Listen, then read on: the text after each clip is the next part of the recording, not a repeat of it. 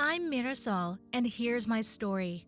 For as long as I can remember, my mother and I lived very modestly in one of the poor neighborhoods of New York City. Sometimes we even lived on the streets. Mom was always working hard.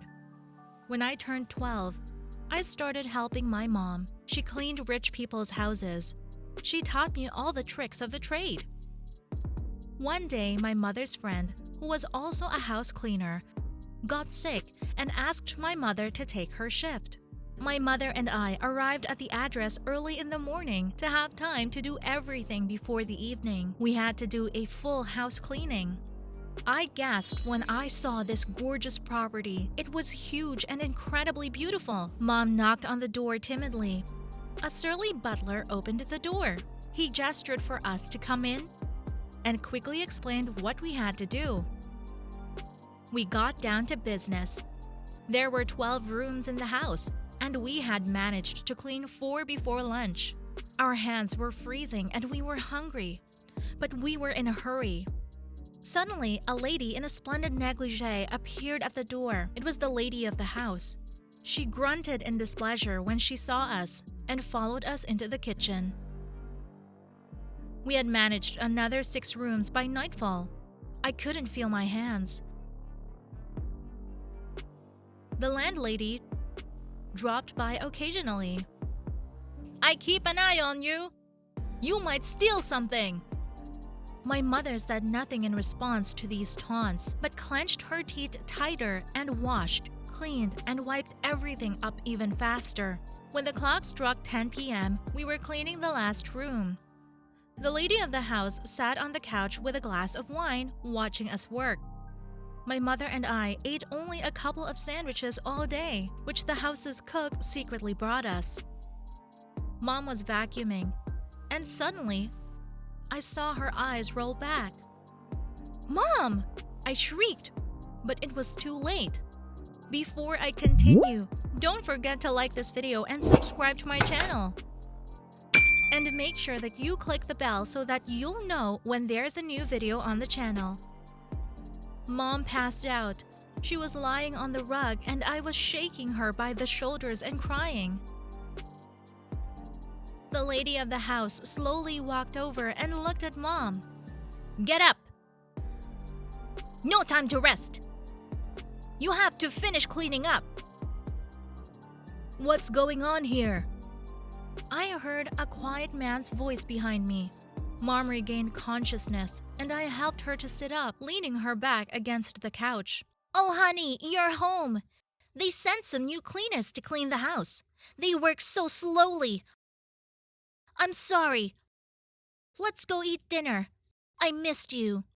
I saw a handsome tall man in a classic suit, who, as if he didn't hear his wife's luscious voice, came over to us. "Are you not feeling well? Do you need a doctor?" He looked anxiously at my mother. "No, sir. Thank you. It's all right. We'll get this done soon. I'm sorry. Oh."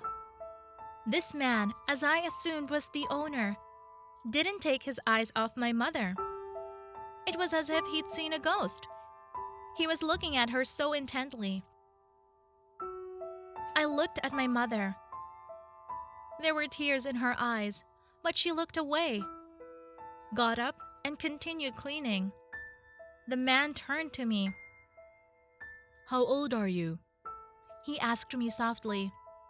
"I'm 12. "Honey, let's go." The lady of the house chirped and pulled the man almost by force from the room.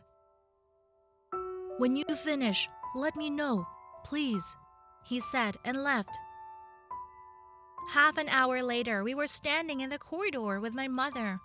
We were done with cleaning. The butler handed over the money and gestured for us to leave. But just as we stepped out the threshold, the same voice rang out behind us. "Gina, wait." The house owner just called my mother by her first name? But how did he know it? My mother grabbed my hand tighter. "I recognize you. Why? Why didn't you tell me about her?" And he pointed at me with his eyes. You had nothing to do with her, Trevor. And my mother, without looking back at the owner of the house, pulled me by the hand away. I won't leave it like this. I'm not letting you go again, Gina.